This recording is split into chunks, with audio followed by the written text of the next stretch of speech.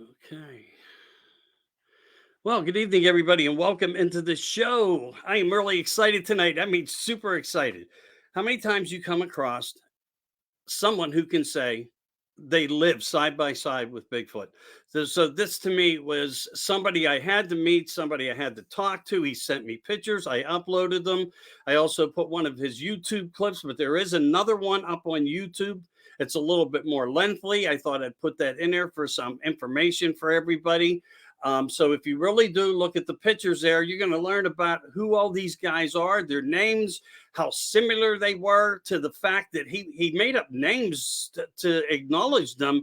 And what he learned was that their names were very similar. Also, he feels that everything was by design in his life for this all to happen. So that's pretty amazing as well. He's also going to do a little Q&A with me for data purposes and for us to be able to talk about more and different things. He's also a book author, fabulous book author of Squatchland.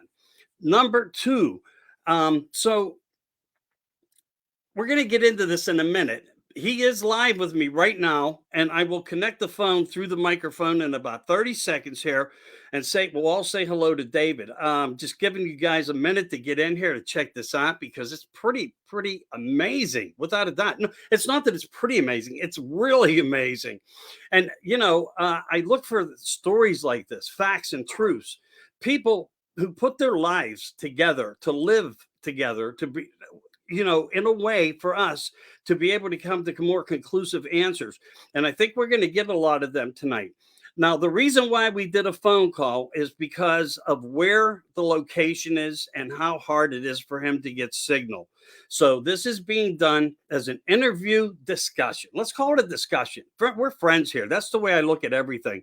Although we'll get to know him, we'll get to understand him, and we'll learn his methods of why he did what he did, why he wrote the book. So good evening and welcome, David. Good evening. How you doing, Michael? I'm great, brother. Thank you so much for doing this here. And as I said, I want this to be a discussion because, like you, I am intrigued. I truly am. We all go through things in life, sometimes don't know why, but we deal with these things of the paranormal that are unknown. Now, as we were talking, we weren't really in the green room, but we were prepping by phone because of your location and the systems of the Wi-Fi are so bad and so forth. But I'm happy to have you here. You started to describe something to me about how you were just drawn to this land. Could you tell us about what was that drawing about? Well, this really was like my camp house. It's a nice house, but it's in the woods, and it's right on the edge of Kisatchie National Forest.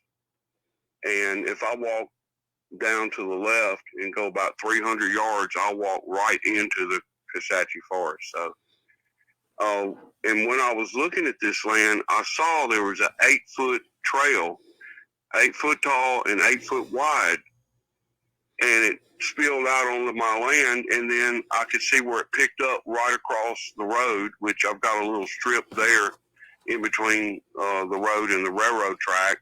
And they kind of go catty corner right in front of my house and cross over. And then there's a patch of woods there on the way to the 4-lane road.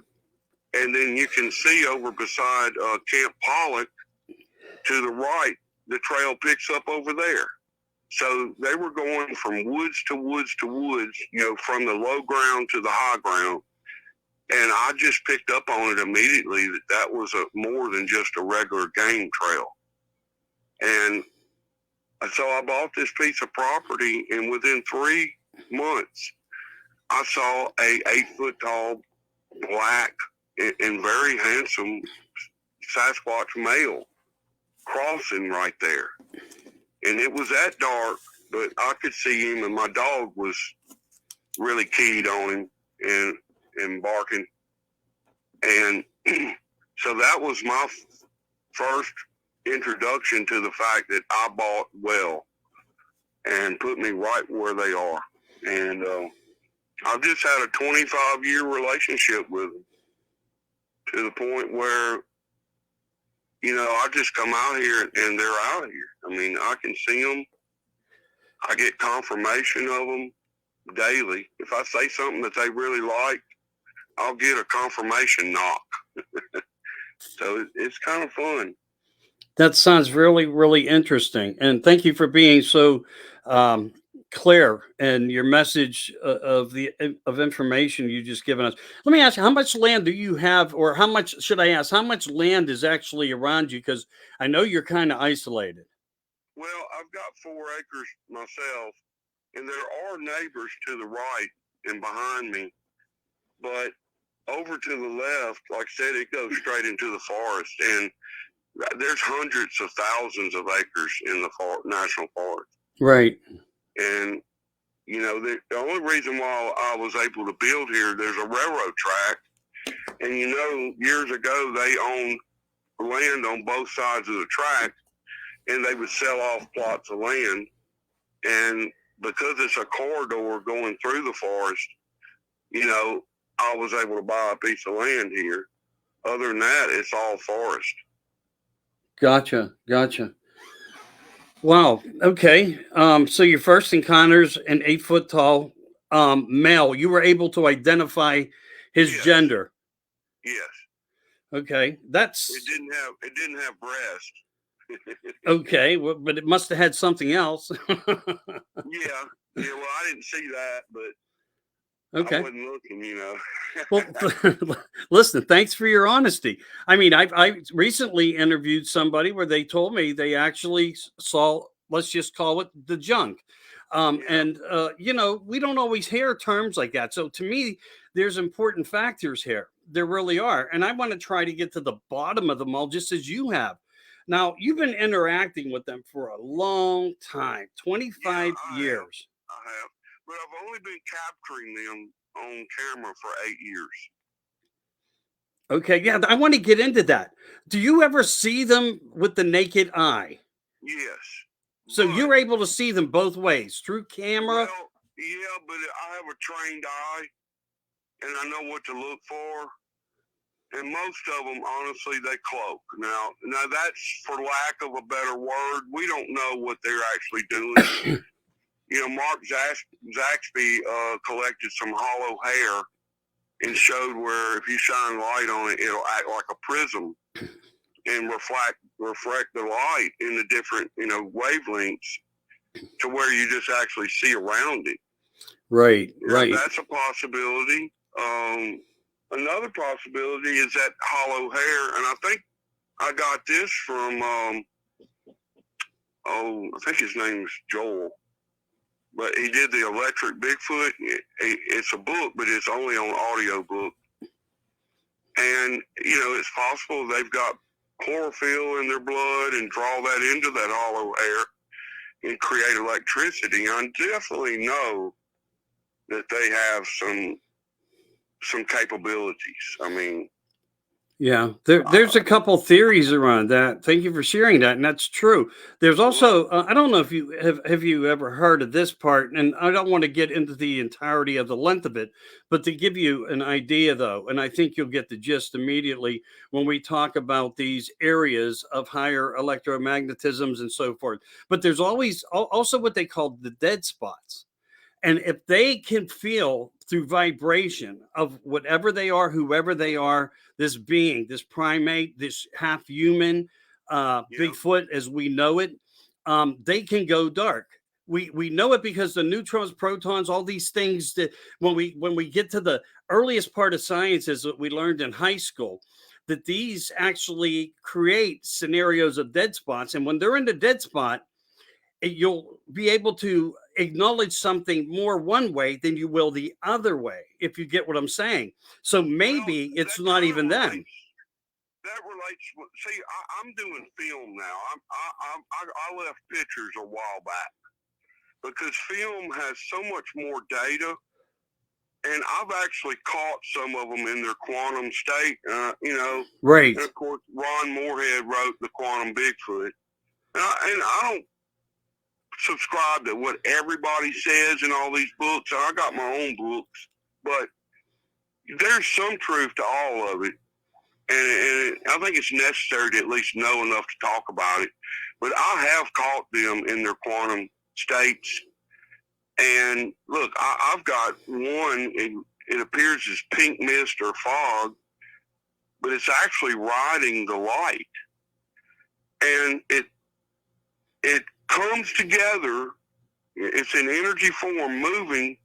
It stops and comes together, and all the little babies and the big mother are all visible as individuals. And then all of a sudden they go back together again and cross the road. Interesting. Now, look, I've got more. I've got about 15 movement videos, and some of them is strictly a Sasquatch the whole time. But some of them break down into their energy form and are moving at light speed. And even me slowing it down 400 times, Right. it's still a flash. Right. I get it. I get it. I get it. I know where you're coming from on that.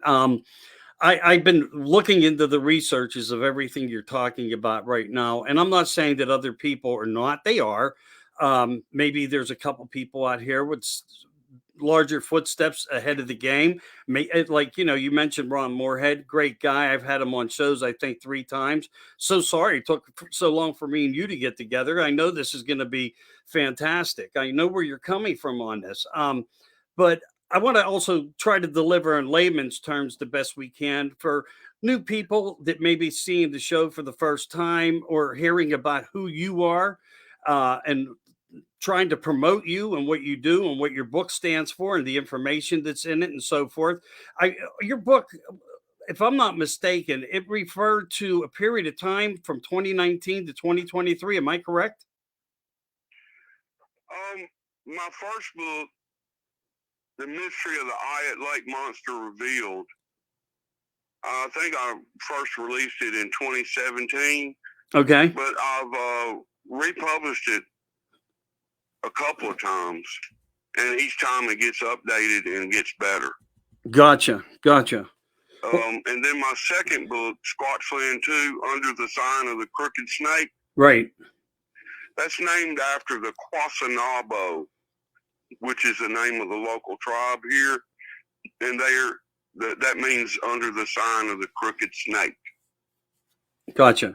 Understood. All right, so anyway, that book has got the real meat to it. The first book is more or less an introduction and how I got started on all this.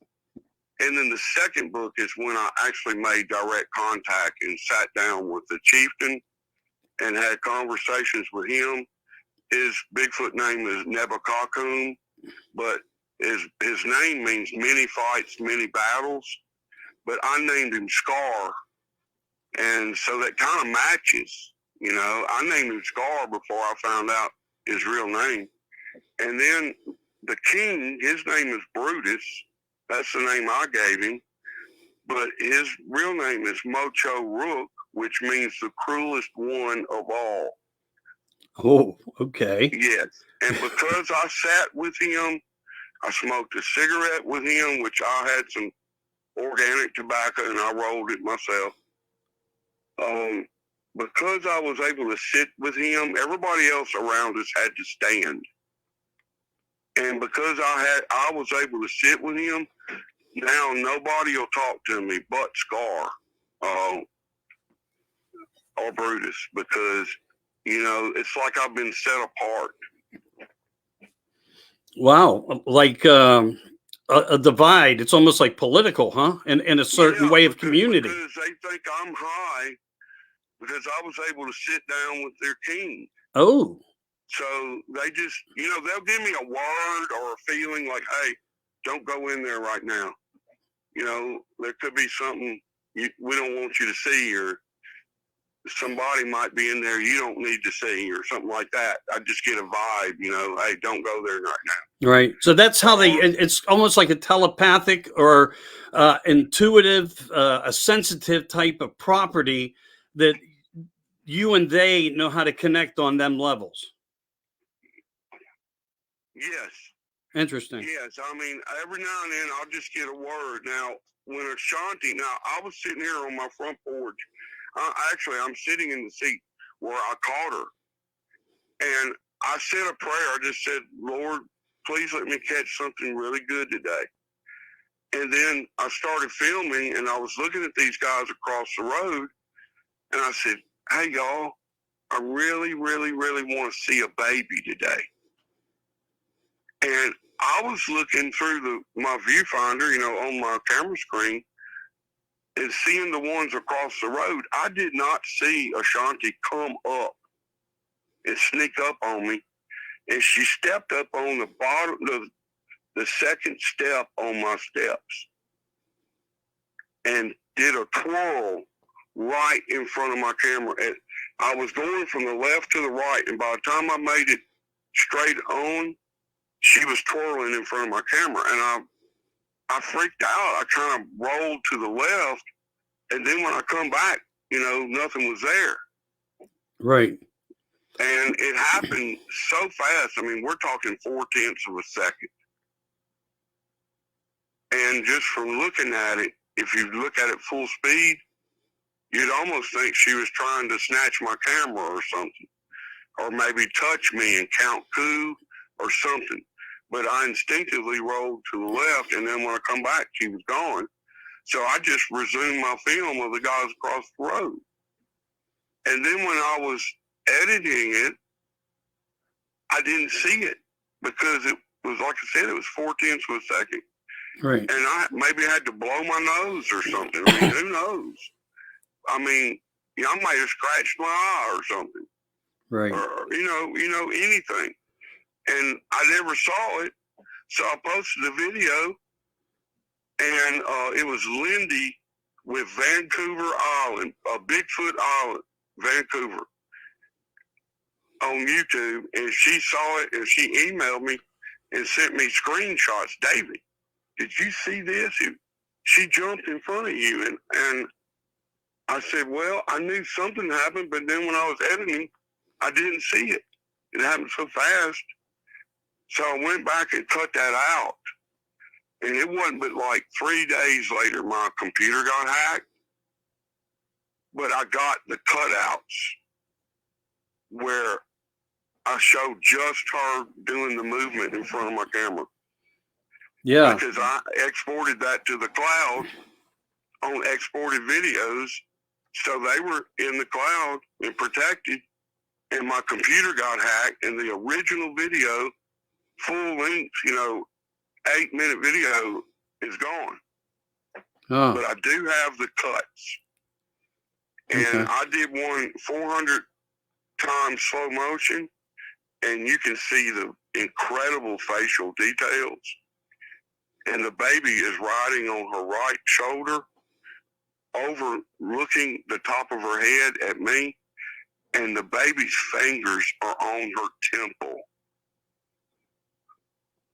Okay. Because there's hair. Right. And it's holding on, and you can see the fingers on the mother's temple.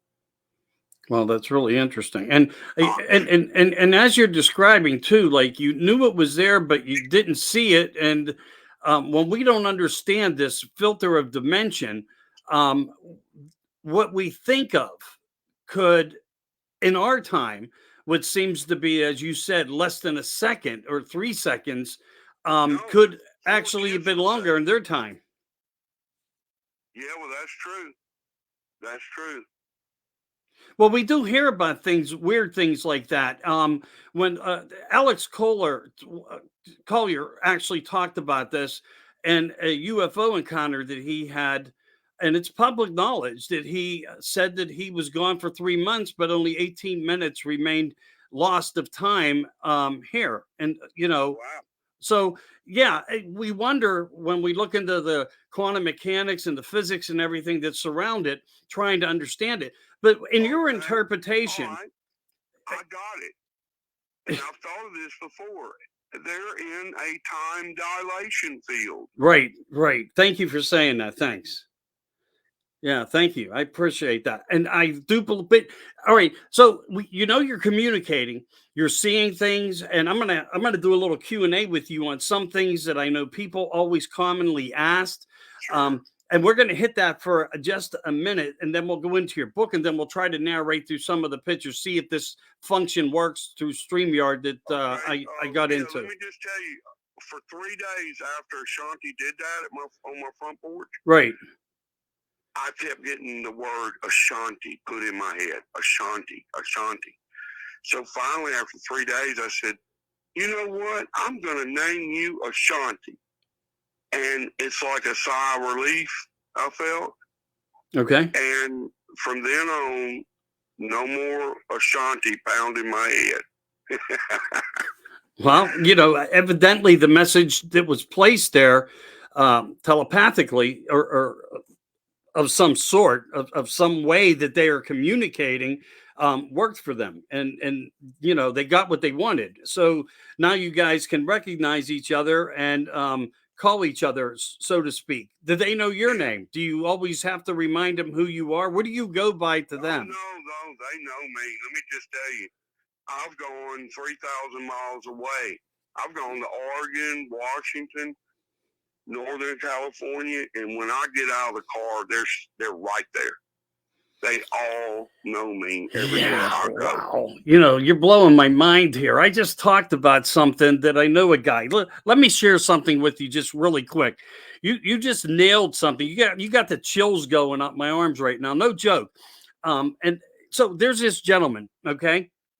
I'm going to keep the name out of it at this point because I don't have it right in front of me. But I know his story. I know what he did. And he was like a researcher, someone putting time in. He goes to a place where they're having problems or, sightings and so forth of some type of creature in the woods. They think it's a Bigfoot. They're not sure.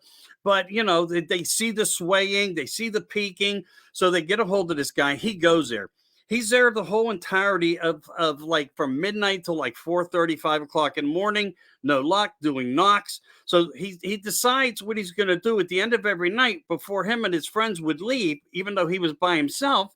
He put out a Morse code knock. Nothing happens. So he leaves. He has to travel back 90 to 100 miles, and closer to 100 to be perfectly honest with you. He's going across bridges, rivers, mountains, every which way to get back home, which he finally gets there right at daybreak. And he gets out of his car, he opens up his trunk, whatever. He's unloading whatever he had with him to take in the house. And suddenly, as he's walking on the side of the car with his baggage, his things that, whether it was paranormal, whatever, his equipment, he gets a Morse code exactly duplicated that he left them with 100 miles away. Wow. So that just confirms what you just said, that they can manipulate this time and things that we just don't understand. But do we call them humanoids then when we look at it like that? They're human hybrids. Okay. And they want to be known as people. Okay, and you've also received this in some way, messages to you? Well, I've talked to a chieftain named Scar. I named him Scar. His name is Nebakakun, which means many fights, many battles. So right. It's amazing that I ended up naming him Scar. And his real name is so close, so similar, meaning the same thing almost. And then I've talked with Brutus, and I named him Brutus, but I learned his name is Mocho Rook, the cruelest one of all. And they told me that they were kind of like Patty, they can be seen. Okay, so they can be seen as mortals. They're human. They are human. But he said the others were Mocho, he called them Mookwaru, meaning spirit talker or telepath. Okay. So I was speaking words with Scar and Brutus, but yet on some of the description words they were Indian, but yet it came to my mind what they were saying. So that was kind of like a little bit of mind speak. But they said the others, that's all they do is mind speak. The ones that are all cloaky and murky and yes. Yeah. Yeah, I get where you're coming from, but so this is almost just like having a conversation with you, like just like you and I are right here, or is it somewhat different? Yeah, it was. Now, when I first met Scar, it was very formal. I mean, I brought out the tobacco. I built a little fire, and then we sat around it. And I kind of gave them the idea. We're going to smoke the peace pipe. The way they used to do in ancient times. Okay. And they really liked the formality of it. They loved it, and the fact that they were smoking real organic tobacco and not commercial. They loved that, and they said no one had sat down and spoken to them for over 200 years, and they loved it. Wow. And that's when Scar and I really hit it off big. That's the wow factor there. I mean, for you to make a connection like this, and I know for some people out there, this may be hard to believe, but unless you live it, and we will not all understand it. So what you're delivering to us here is fascinating information. It's truly a Well, focus the point. thing is, they Yeah. wanted to check me out because they're like, how does this guy know so much about us? And it's because I've lived here for so long and watched them and studied them for so long, and I would tell them about them.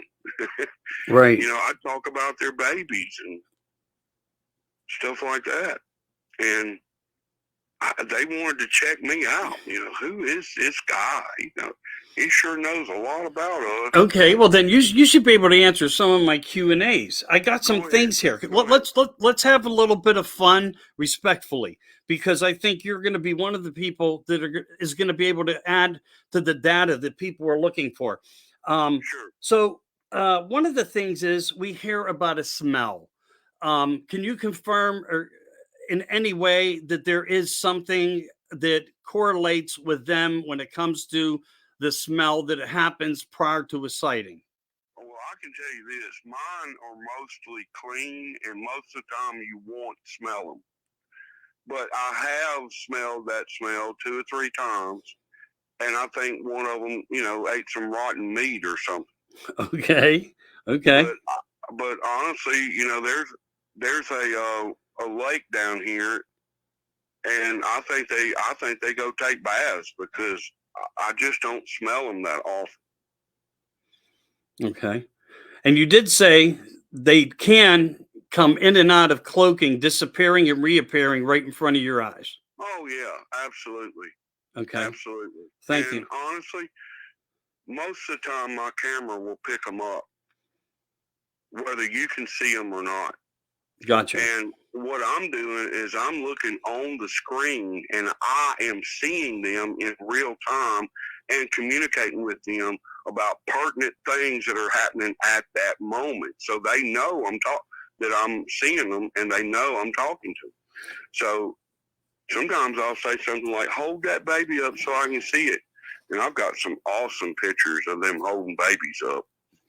Now, one of the pictures that got hacked and taken away, I had a mother, her face was cloaked.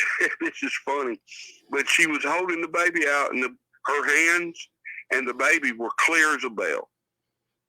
So it's like they can't get rid of old habits sometimes. Right. Right. What about eye shines at night? Do you also, just looking I out the got window? that. I got that for the first 3 months of me when I moved back here after Grandma died. I moved in with Grandma to take care of her last 10 years, and I rented the house out. And then when I moved back, I moved to Dartigo first and met them over there, and that's where Brutus and his clan was. And then when my renter left, I moved back into my house, and for the first 3 months, they were doing that eye shine all across down here. I mean, I can look several hundred yards. It's my land all the way down. I've got an unusual piece of land, but they quit that. after about 3 months, after they decided that I was okay. Right. I'm not going to do anything. I'm not going to say anything. I'm not going to give them away. That type thing. Were they all using the same type of eye shine as far as color? Can you identify the color?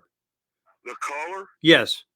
Well, it was kind of mostly was a yellow, bright orange.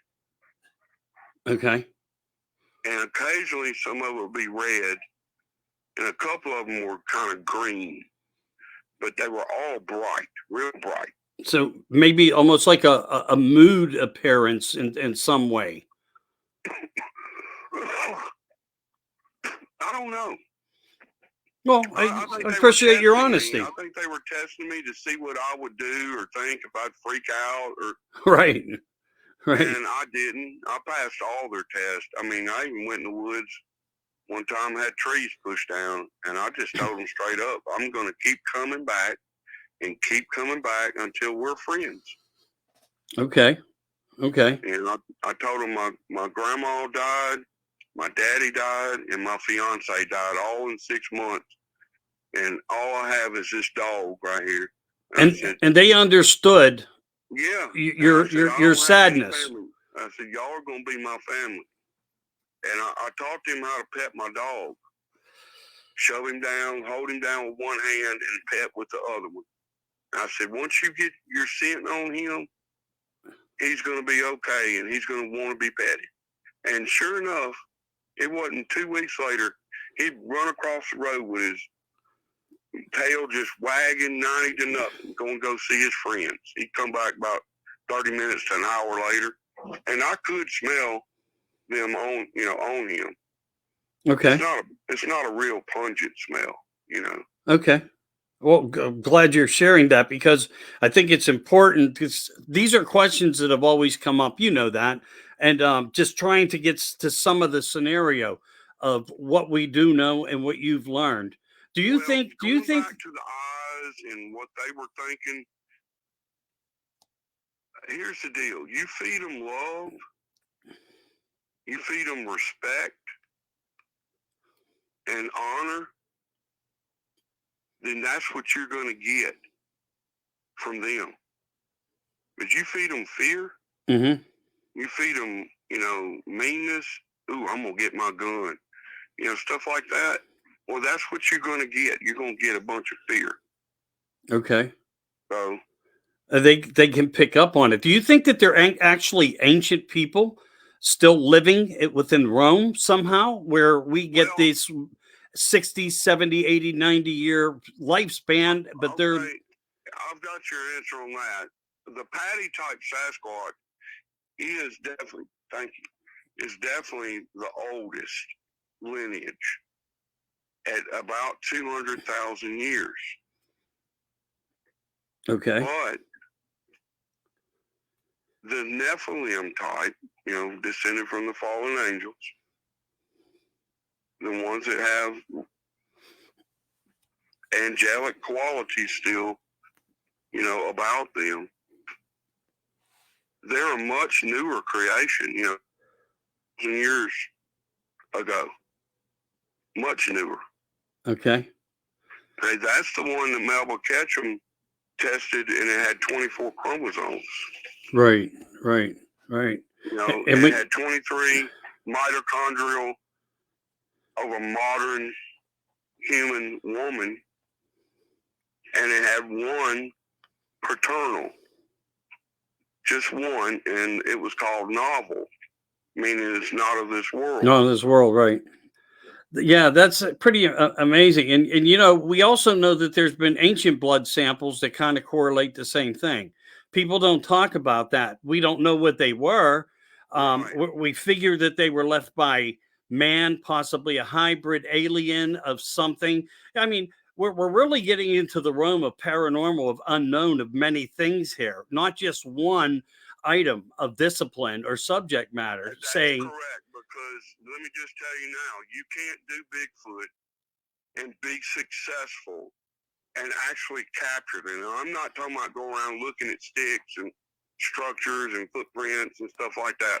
I'm talking about actually capturing the creature himself. Right. You're not going to be able to do that and then dismiss all the paranormal that comes with it. You're going to have to look at that too, because that once you're actually successful at finding them, you're going to find a whole lot more than just one entity.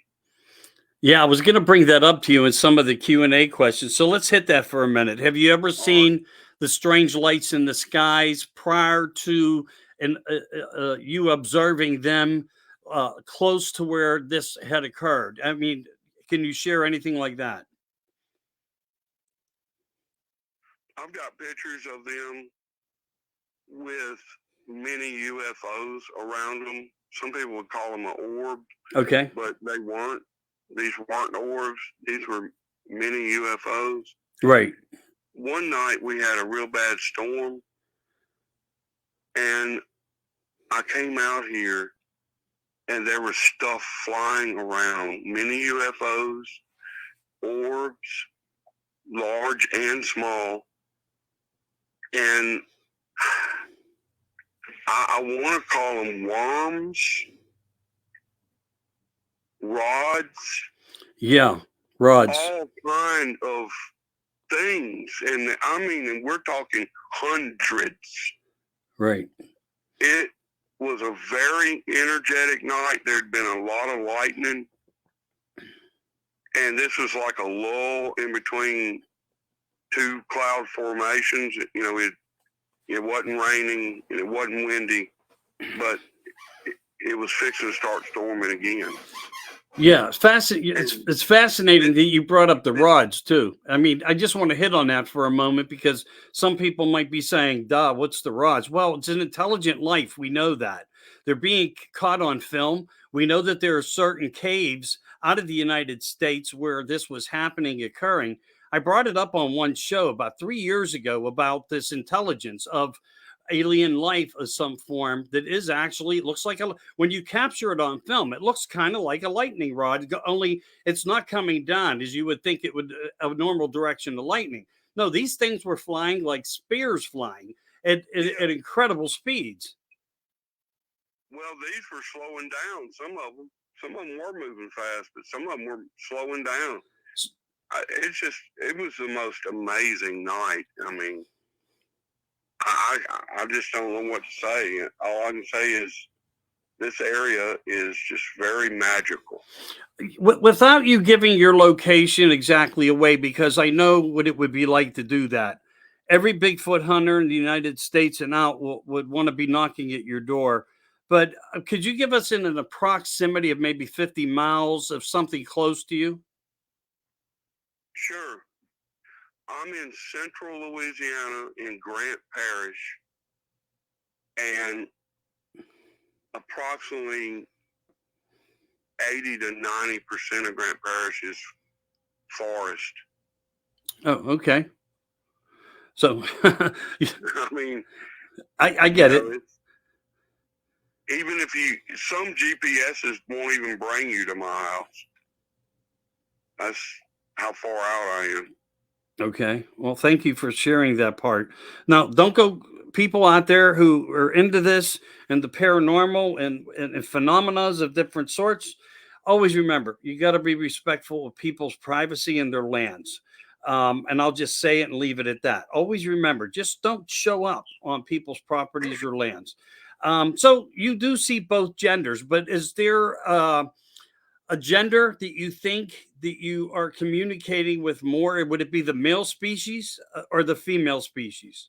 Well, the female species is what got me in, because I kept commenting on their babies, and everybody loves to have their baby looked at and commented about.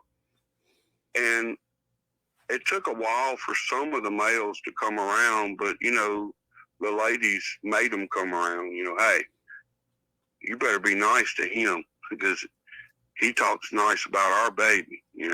Right. So that really changed a lot for me. Right. They pick up on you. They understand once they know, I can see them. Right. on my screen while I'm filming, everything changed. Everything changed. All right, and then secondly, the only speech I've had was with Brutus and Scar. Okay. All the others just really just feelings. Understood. Understood. Right. But I've actually sat down and had conversations with them. So there's something about them spiritually that connects humanity in ways, like especially you as a person to them, where they can pick up on you and perceive you a certain way, and you come across loving and caring, just wanting to reach out, be friends, and show respect in the best ways possible, and they understand it without even using words. Yes.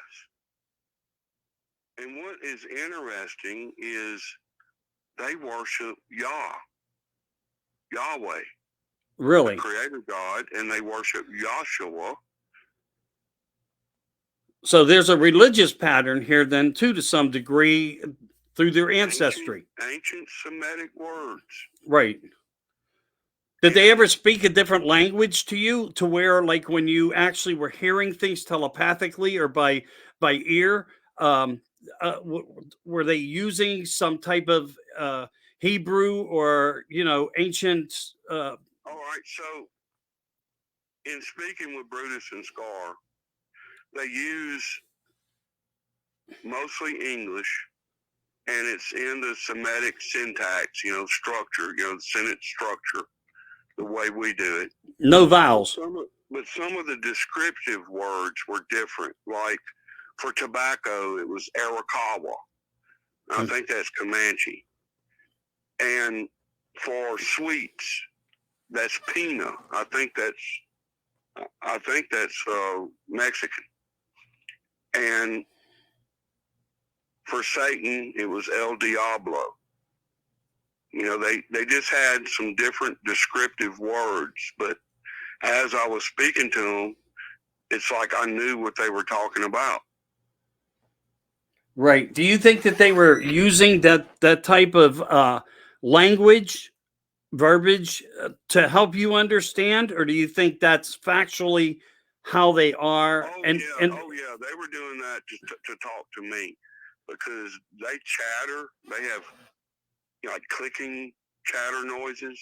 Okay. And that's one way. They do owl calls, which are really false owl calls. Were they similar to Ron Moorhead's Sierra Sounds? Some of that, yes, and then also some of it sounds like Chinese or Mandarin. I've heard that before. Yeah, right. Yes.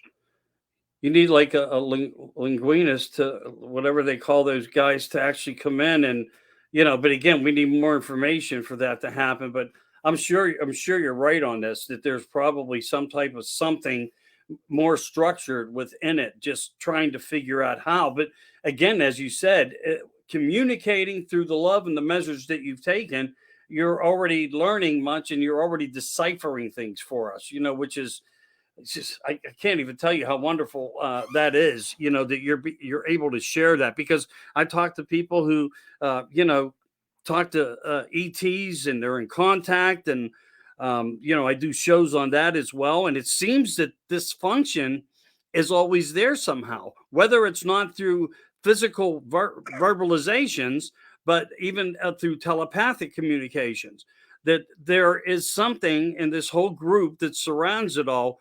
But it may be even be, to say the least, above quantum, at the next level, where we think we're in quantum now, figuring out all the answers, but there could be something that's plated on top of that as well, to take us into a different level of understanding and getting answers. All right, let me continue here just for a quick second. Just want to go through this on some of those question things that always come up. All right. Have you ever witnessed them putting up structures or anything, like seeing them magically starting to appear or erect without even you being able to see an entity that the entity we call Bigfoot? Yes. Are they responsible for these structures? Yes, I've got a picture of two Bigfoots up in a tree, and they're bending over these two trees to make a double arch. Gotcha. And Okay. they're bending it over. And what does that signify? That's their domain, the entrance to their domain?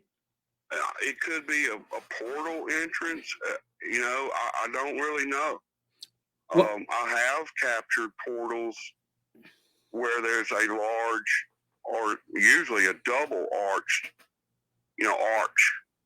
I have caught some actually open, and then some are not so well defined as they may appear on, 20 foot or 30 foot from each other, but in that same area.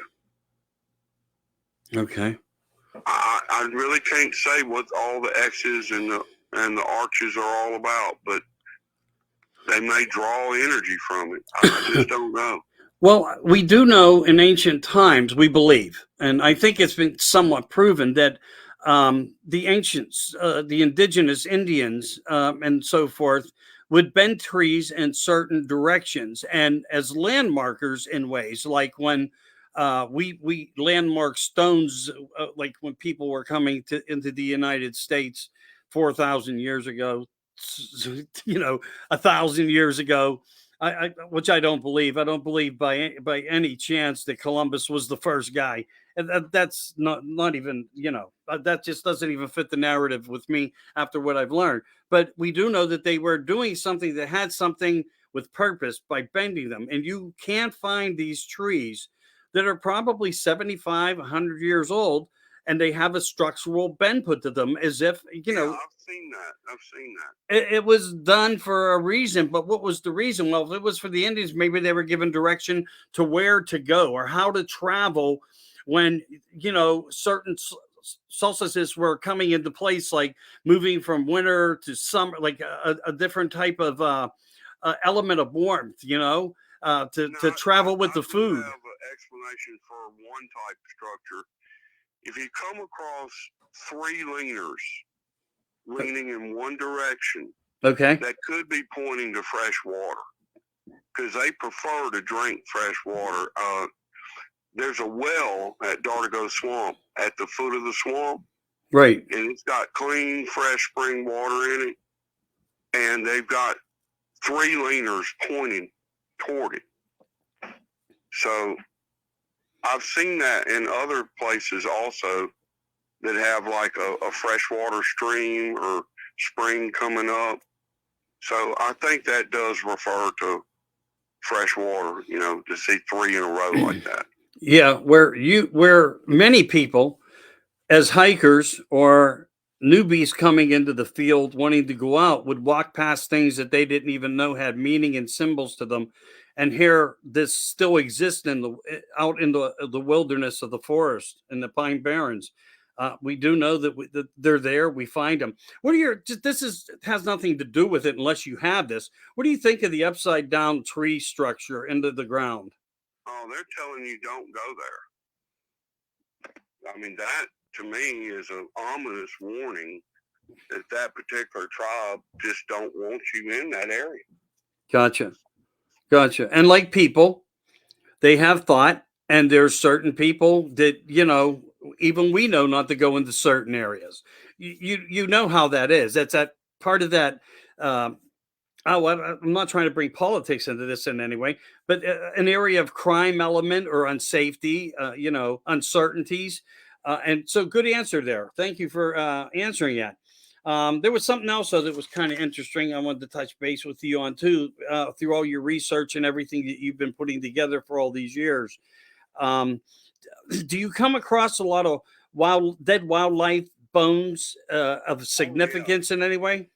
Yes, I've come across several deer carcasses. I mean, maybe 50, especially a couple of years ago.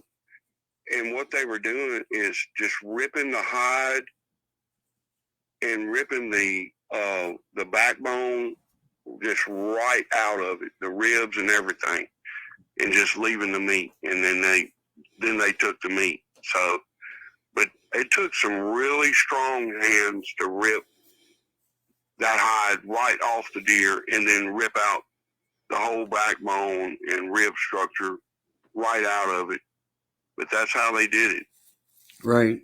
And I'm quite sure that was not left by a human. There's no way a human would have that kind of strength. Yeah, I understand exactly what you're saying there, but we don't understand the enormity of what their capabilities truly are, because they don't seem to be hostile. Have you ever had any fear or felt threatened by them? Only when I gave them some. What happened was I was standing on the front porch when I was over at Dartigo, which was right across the street from the swamp and the old well, and I wasn't getting any responses from any wood knocks or hoops or anything, which to me, I learned now that that's just ridiculous. I mean, we can't speak their language. We don't need to be doing that. Okay. And they think we're stupid when we do it. But I didn't know that, and I wasn't getting anything out of it. And so I beat my chest and huffed and gruffed like a big gorilla. And one over there beat his chest, and it did a loud wood knock. And I suspect that was Brutus. And my dog, my pit bull, took off across the road, and he was barking, and then he was growling. Well, that means he had a foot or a leg in his mouth, and he couldn't bark anymore because he had a mouth full of meat. So I really was scared. I mean, I really loved my dog, and I told you I lost, grandma, my fiance, and my daddy all in 6 months. Yeah. And Bubba was all I had. So I freaked out, and I just took off across the road. I picked up the stick I'd been beating on the tree with. It was an oak stick, very stout. And I ran over there, and they had put a big X across the trail, blocking the path, to the swamp. And I just beat it down, and I screamed, "I want my dog." And man, that guy got mad. He beat his chest. He pushed a tree down. And then he did a bluff charge in front of me. And I said, "Look, I'm not scared." I had my stick in my hand, holding it out, for protection. I said, "I am not scared. I don't even have a gun." I said, "But I can't lose my dog. I lost my grandma and my daddy and my fiance, and then I broke down. I said, I just can't lose my dog." And that did it. That did it right there. Right. They sent the dog out, and he was, how a dog, after he's held down for a while, he starts skittering around like he's all happy because he's free. Right. And so that's where I showed him, and it was pitch dark, but I could kind of see in the dark. I always have been able to. So I showed them right then and there how to pet him. Yeah, and I mentioned told them, that. we're going to keep coming back. We're going to keep being friends. You can expect to see me. And the next day I went and bought a camera phone. And that's when I started tracking them down. And within 2 weeks, that's when I took my famous picture of Bessie standing in the swamp. And that picture has been verified by Carter Bouchard of the BFRO. And he sent it to Tri Driver, who did a verification video. It had over 1 million views and like 2,000 likes on it and hundreds and hundreds of comments. But he took it down because Bigfoot Tony, I think he lives in Devon, England. His name is Jason Parsons. Yeah, Parsons. Yeah, he compressed a comparison photo from exactly 1 month later, and he moved this stump over to where Bessie was standing and said, "See, it was a stump." And Tri Driver emailed me, "David, I'm gonna have to take it down.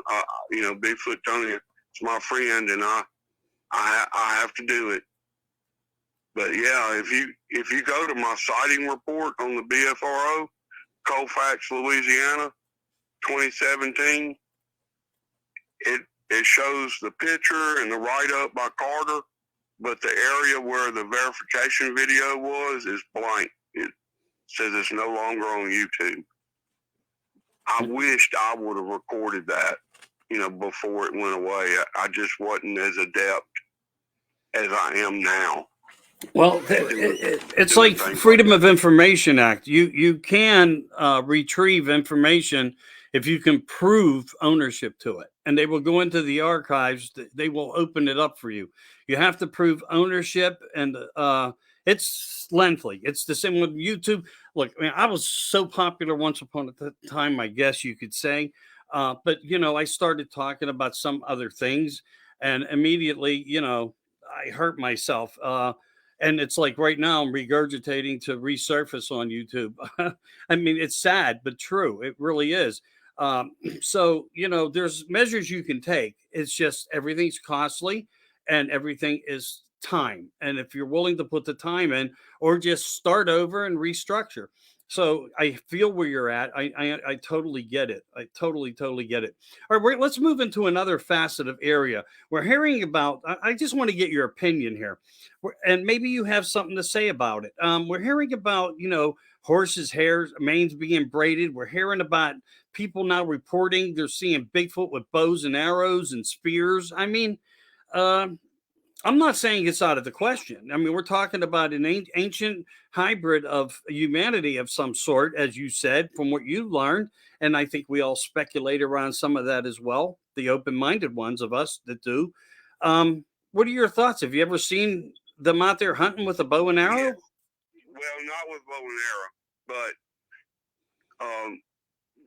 the paddy type Sasquatch here uses twine and rope, and they basket weave with reeds, and sometimes they'll take discarded socks, human material, and use that along with it. Also, I've got Brutus. It's not a real good picture, but you can see the spear, and he's got a rock tipped, spearhead on it. And he's got a very well-fashioned club. The club, to me, looks like a Huron war club. I mean, it's that well-worked, and it is huge. It's got this massive bulbous end on it where he hits you with it. But they definitely do use that. Now, as far as the other types, hold on just a second. This guy's going by. Yeah, no problem. As far as the other types, they don't have such elaborate weapons, Okay, so they are domesticated in some forms, even if it's what we would call stone aged domestications. Yes. And a friend of mine, well, I say he's a friend, he was a neighbor, but he was running from the cops. And I actually interviewed him, and he had his face, covered up. But basically, he ran down into Flagoon Creek, and he spent the night up in a tree. And of course, they had dogs out looking for him and flashlights, and they couldn't find him, and they left. But he said the whole time he had Bigfoots milling all around him, crawling past him, going up and down the tree, just reaching out and touching the bottom of his foot while he's standing in the tree, just messing with him the whole time. Right. And he said when it became daylight, he crawled down and walked back out of the creek, and he came up on a sandbar in the middle of the creek, and he picked up an entire shoebox full of arrowheads. Wow. So I think they repurposed what they find. Okay, and nothing left there by accident, but kept there by something. I don't know. Yeah, well, I appreciate your honesty. I mean, it's speculation. I get it. I apologize for asking it that way, but I mean, it's you find something like that. That's a pretty big wow factor too, and depending upon the age, the content of what these arrows are. Some of them are worth a fortune.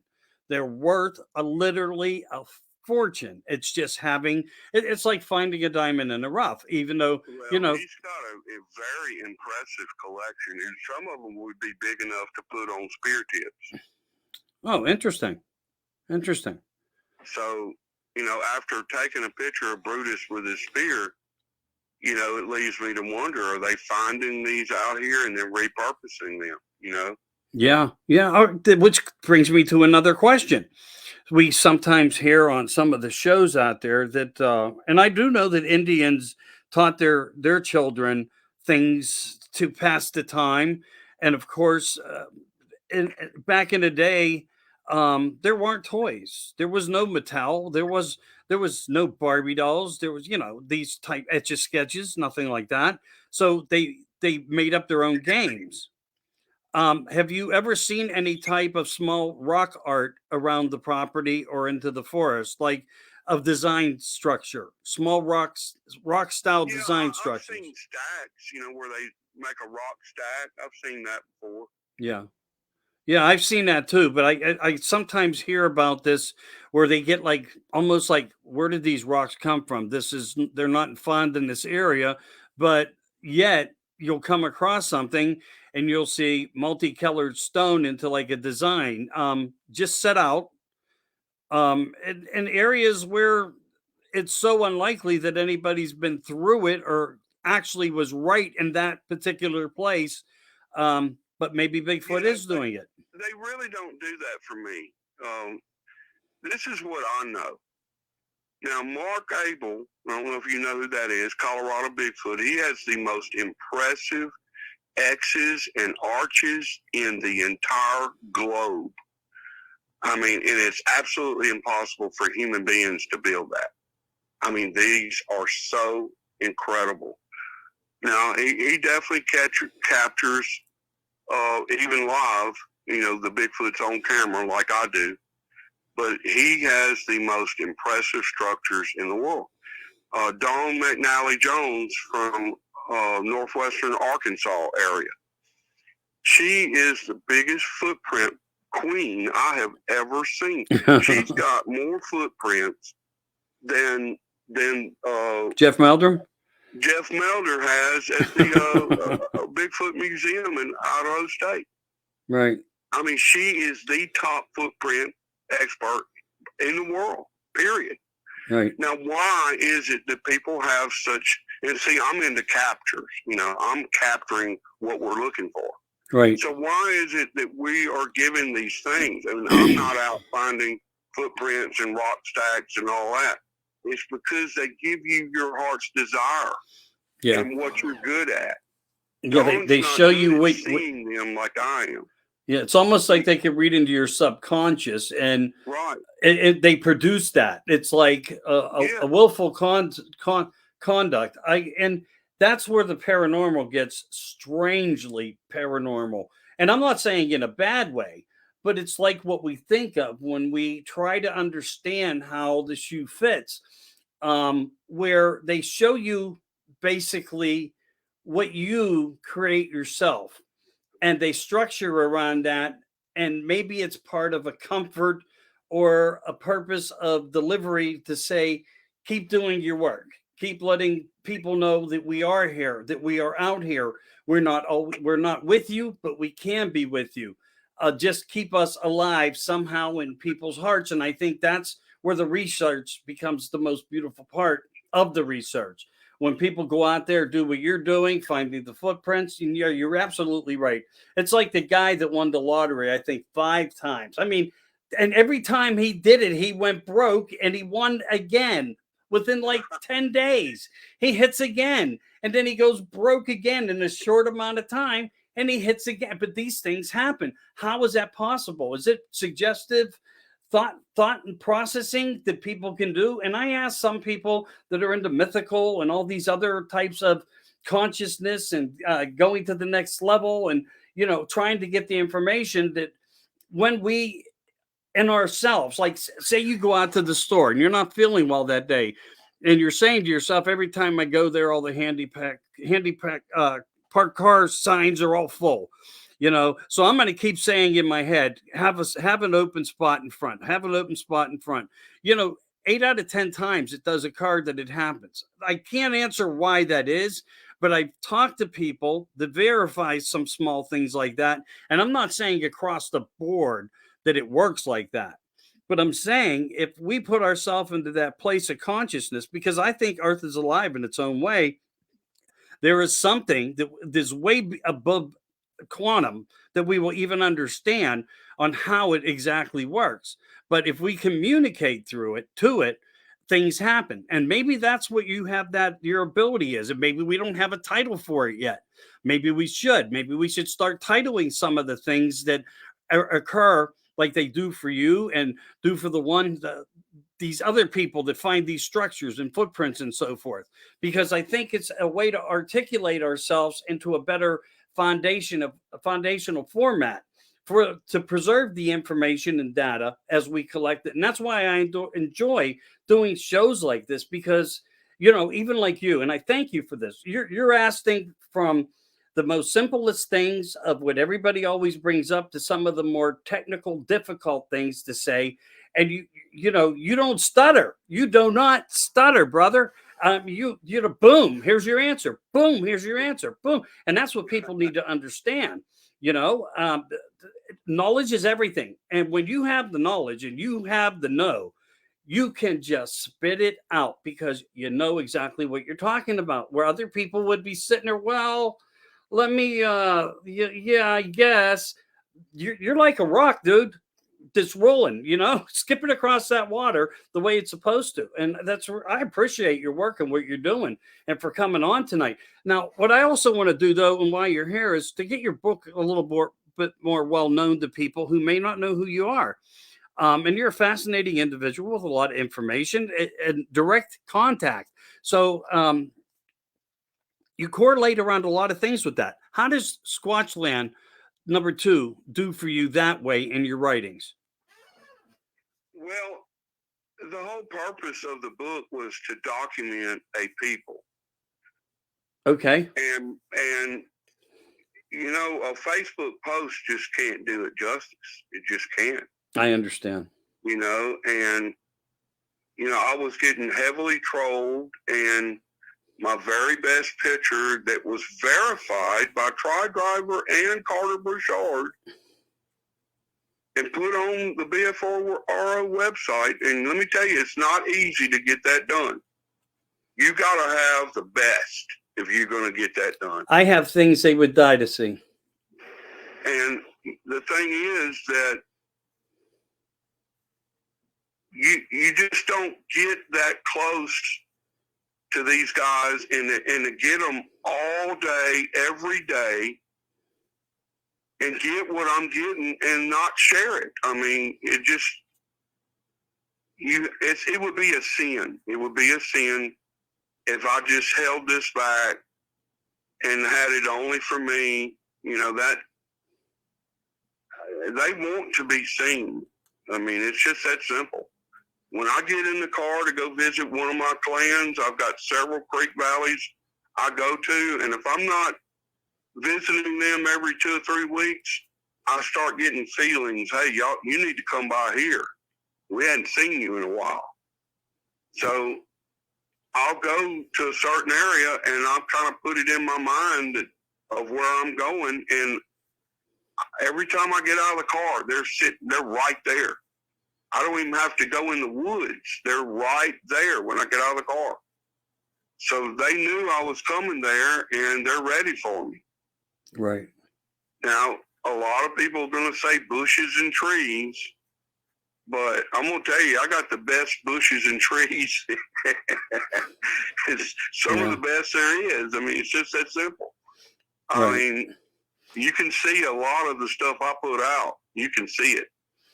Yeah, there's definitely things in there without a doubt, and you can see how they have substance. So there's a lot out there, though. And here's the thing. Do you think there's more of another element out there as much as there is Bigfoot that's kind of like confusing? Oh, absolutely. I mean, here's the hierarchy. You've got the patty type sass. They're number one. Okay. they are number one. If you've just got one in an area, they're ruler of that area. They are over all the forest people. And then you've got Bigfoot, and that's what I call them. That's the one with 24 chromosomes, not 46. And we didn't get into the 46. Quit's molar was tested by Dr. Igor Bortsev and Brian Sykes of Oxford, the father of the DNA test. Right. And they came up with Neanderthalian genes of a 200,000-year-old root stock. Wait, could you say that again? Yes, they came up with Neanderthalian genes. All right, Neanderthalian. Okay, gotcha. But I think it's Denisovan because that's the larger cousin to Neanderthal. I think it's Denisovan. But they said it was Denisovan. That's the earliest. That's the earliest form of DNA tied to a human being found in a cave in Siberia. Well, the Denisovans. Well, what we're talking about is Xana got captured in 1850 when that area was still ruled by the Ottoman Empire. Right. And her captors brought her to the local lord or satrap, and he kept her chained in his front yard for 4 years until she became tame. Right. And she ended up just living in the front yard. She had a roof over her head, but she slept on bare ground. And she would take baths in the river, and it was always cold. She never wore clothes, but she started to do menial tasks like washing clothes in the river and things like that. And she ended up mating with Russian men from the village. They'd come up at night drunk. Right.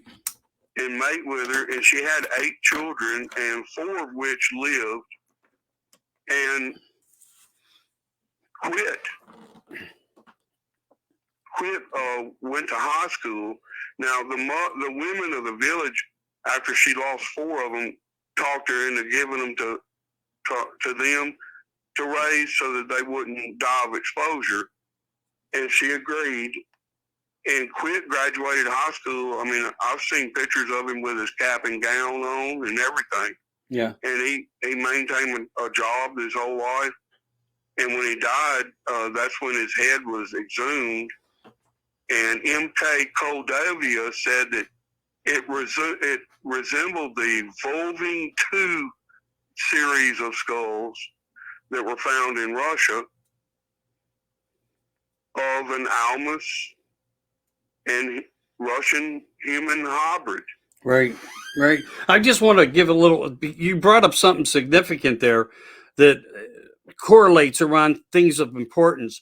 But even Grant Hancock brought up the Denisovan. So you guys, if you want to go out there and listen, look up there. There's probably a short clip out there where Grant talks about this.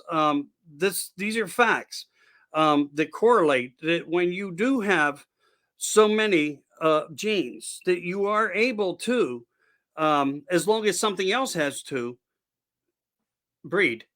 So just keeping that on the table there for people, because some of this stuff is just new news, even though it's old news coming out, and people aren't just aware of it, and we're trying to figure out the DNA sequences and, chromosomes and all these different things and how they work and how the possibilities of where everything came from. So it's a real important factor to look into that. And Mr. Hancock did a great delivery on it, brief, but he brought it to the attention that this truly did happen, and we know about it. Yeah, thanks. You really put my head into somewhere else there. I like talking to people that actually bring out of me things, when I'm doing a discussion with them, because I don't really look at it like about interviews. That's why I said, let's do some fun Q&A together and just, not even debate, just talk about the... my contention is that the patty type sass are the rulers of all the forest people. Okay. Okay. And most of the pictures I have of them, I've got 29 individuals I've captured. They've all got these cloaky, wispy dogmen and Bigfoots all around them. Yeah, right. Dogman. He is present at times. Oh my God! Down here in Louisiana, that's most of what I get now. Right. And see, now I'm not getting any more patty type sass. I mean, I think they checked me out for a couple of years, determined I was good, and left so they can go make a living. They're not going to make a living in my yard. They got to get out there where the game is, you know? Right. Yeah, they have to sustain their needs also.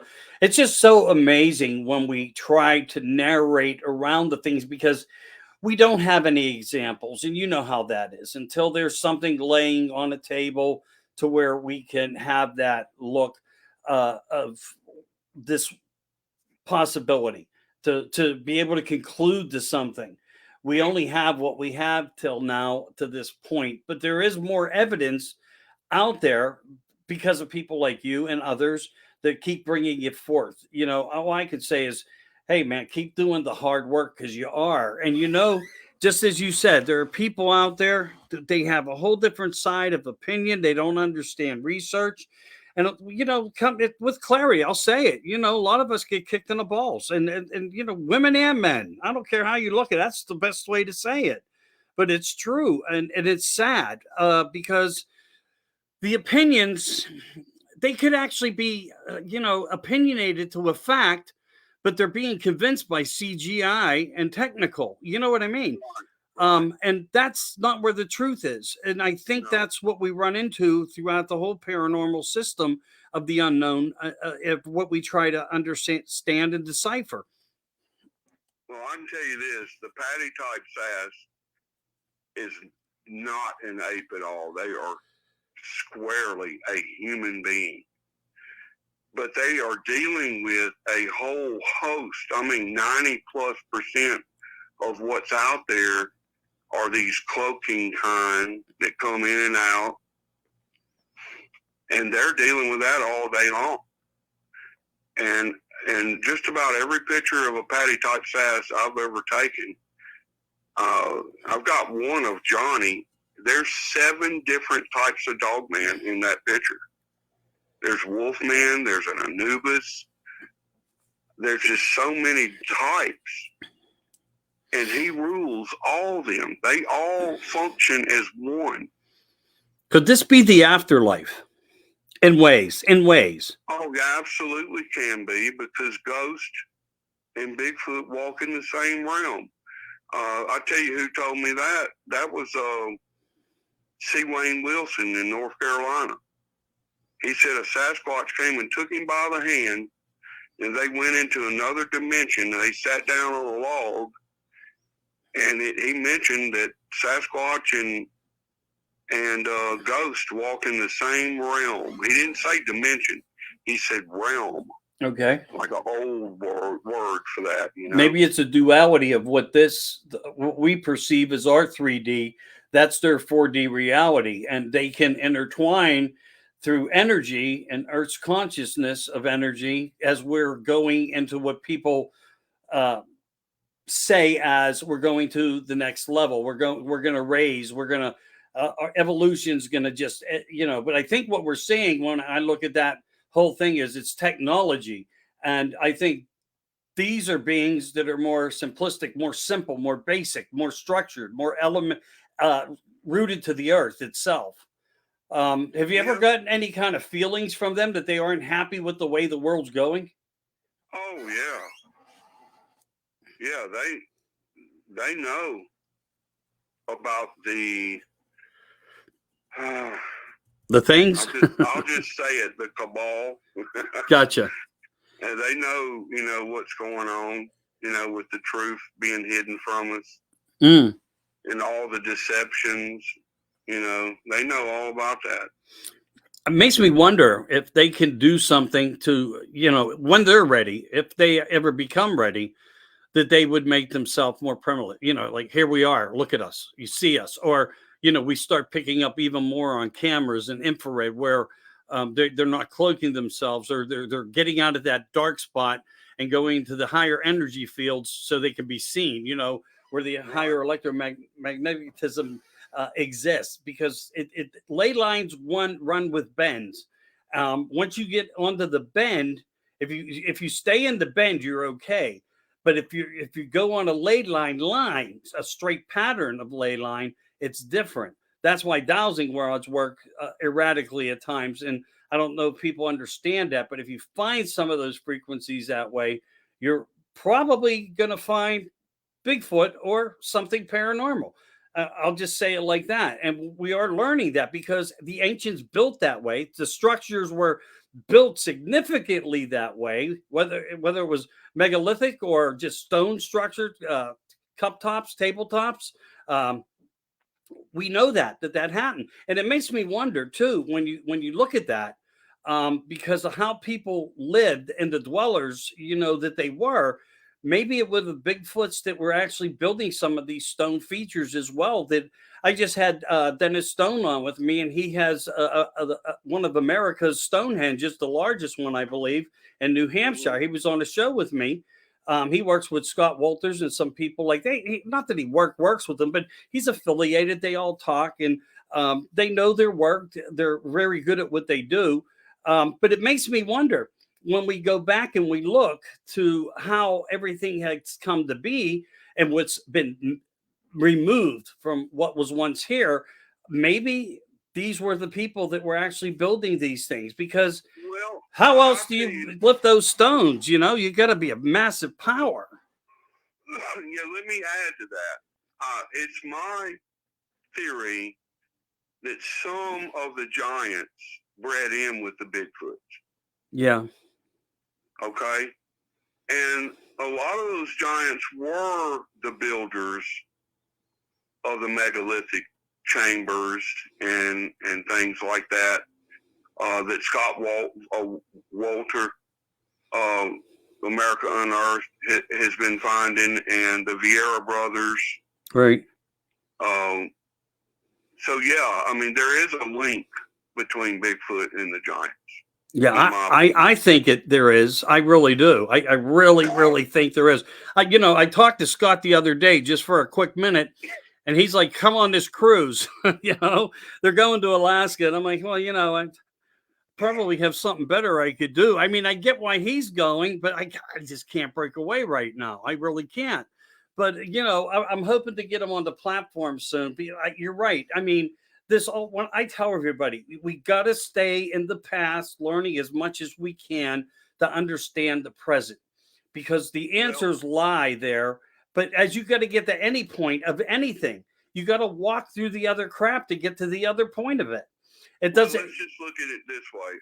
Enoch says that the giants never stopped growing, and that they grew too large to mate with the women of the earth, Right.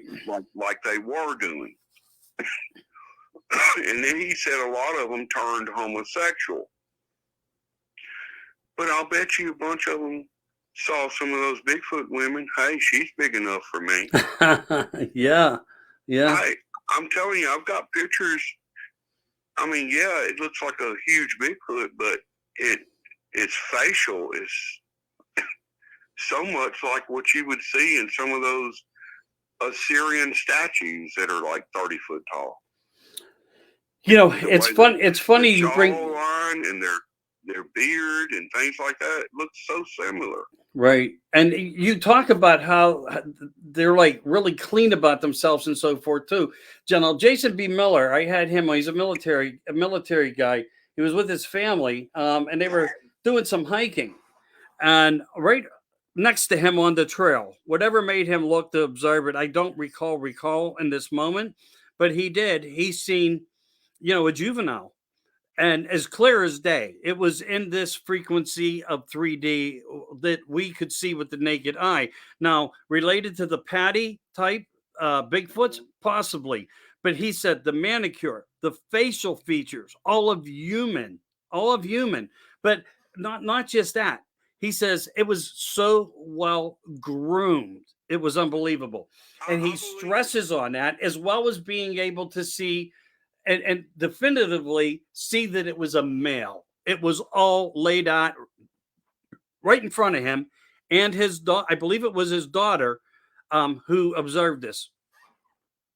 I believe it. I've seen women with pigtails and braided hair. So yeah, they do. They definitely do grooming. Yeah, it would seem like it. It would seem like it. So take us into your Sasquatch book. I'm gonna, I so what can people anticipate from the read? Just give a couple little drops of the hint, because guys, I would really like for you to try to help support our friend Mr. David Hollis here. It's been with us on a phone. Sorry that he wasn't there where you could capture his face tonight, but he's in an area that's really, really out there. His system doesn't work with the greatest. So some of you guys that are buried in the woods probably understand why that is. But his book, when he can't be there with you, is, in the stores local to you. Sasquatch Land #2.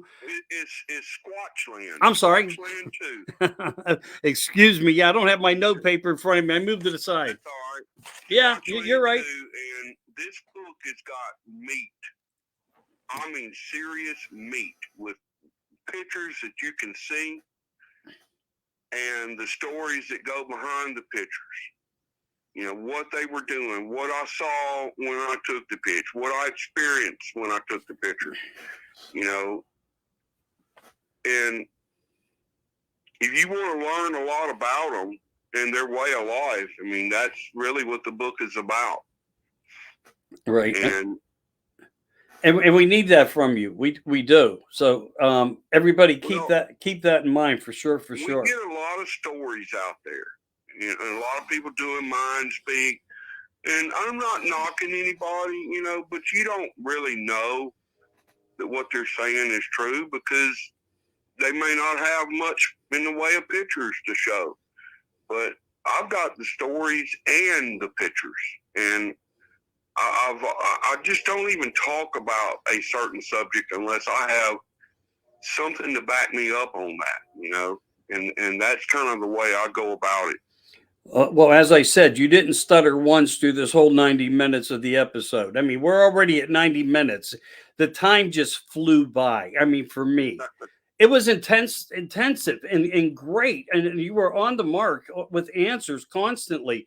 I mean, you had to live it. That's the way I look at things. I listen to voices, I listen to one's heart, their feelings, their expressions and emotions through their words. And you are on. I mean, you really are. And we're gonna have to pick up and do another phase of this at some point in the future, without a doubt.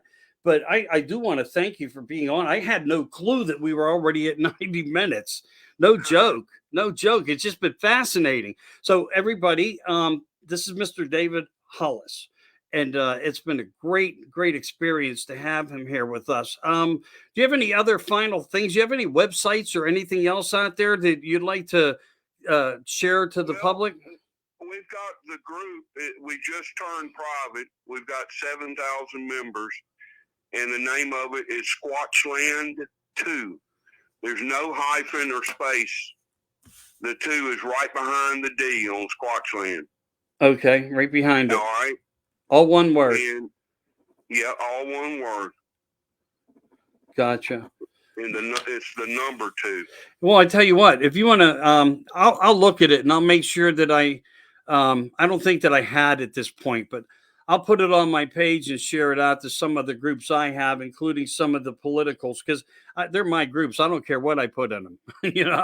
I mean, I do a lot for everybody on different platforms to show support and try to educate people the best I can. So I have 100 that I can hit. I promise you. Yeah. I truly do. It's been ufology, archaeology. I'm getting ready right now because one of the things that's it's close to my heart is I am in America, and America is just in an odd place of position right now. And so I want to put something together that describes I want to put something together that describes America and the lost archaeology. So that's something that I want to put together too, because other people can take it from me and work it. I just need to establish things to create interest for people. Okay, and my book can be found at squatchland2.com. .com. Okay. Yeah, I knew it was .com, but it was. I think maybe I Squatchland mentioned it in the header. .com. Squatchland2.com, everybody. Squatchland2.com. And for the group with 7,000 members, and we're going to hope that it's very active because you know how that is. You have an active group with thousands of people and 10 people stay active. That's sad. Yeah, we have a very active group, hundreds and hundreds of people active on it. Out of sight. I'm glad to hear that, to be perfectly honest with you. I really am. So Squatchland2, all one word and number together, and that's on Facebook also. So look it up. You now know who it is. This is he. That's been just amazing this evening. Amazing. You lit a fire under me, giving me some different ways of understanding, and I want to thank you from that personally. I do appreciate you, and I have nothing but respect. I hope I was respectful for you. Yeah, I enjoyed it, Michael. And some people trip out. How can he have that much data? He must be data mining people. Look, I wasn't even active on Facebook till about 7 years ago. I mean, I've just been collecting data for the last 25 years. Yeah. And I've got 10,000 videos. Wow. You have that many in your archives? Yeah, I've got like 2 terabytes. Wow. Well, what are you going to do with all that into the future? I mean, you're going to hand it off to somebody? Maybe so. How do you want your legacy? I got to ask this. How do you want your legacy to go? I don't really know. I figure God's going to take care of all that. Okay, well, tell God that you know me, and I'll look after it if you need. Okay. I mean, my thing is only to give people information. I've had some information handed to me. I really have. I just like ideas and conversations, talking with people. I love it. I love that whole perception of that when people can get together and just communicate. The way we have tonight. But again, our time is up, and I apologize for that, David. But all right, buddy. We're gonna do this again in the future. I promise you, and I told you I will. Good. I also will do something for the end where it'll be flashing. We'll clip art some stuff in there as I promised. I apologize. I did try to bring up something while we were live, and it was asked of me if I wanted to end the stream, and I'm like, no, I don't want to end the stream. So for a minute, I was looking off trying to see if I could figure out how that would have worked, but I failed you, brother, and I apologize for that part, but I'll make it up to you. We'll get it fitted in. Also, a link was sent to you. And guys, if you can like and share, please share for Mr. David Hollis out there. Get his work out there. Get him known a little bit more. Build him some strength. And let's, add to the knowledge that we all have in our communities. Thank you to all the Bigfoot and Dogman groups out there. Remember, they do hang together. And sometimes with UFOs. Now we know a little bit more about that. So keep that in mind. There was a lot of important information tonight. David, I'm going to say goodnight to you, and I'm going to say goodnight to everybody in America and beyond. Have a great night, everybody. Thank you for joining. I really appreciate you. And if you can't share it to your favorite Bigfoot groups, let them know that I'm still out here doing this. And I got something really special coming in the works. I promise I do. It's a one kind of thing because there's no other story like it. There really isn't no other story like this. Anyway, I'll see you all soon. You all have a great night, and I'm going to say goodbye to David here. All right, buddy.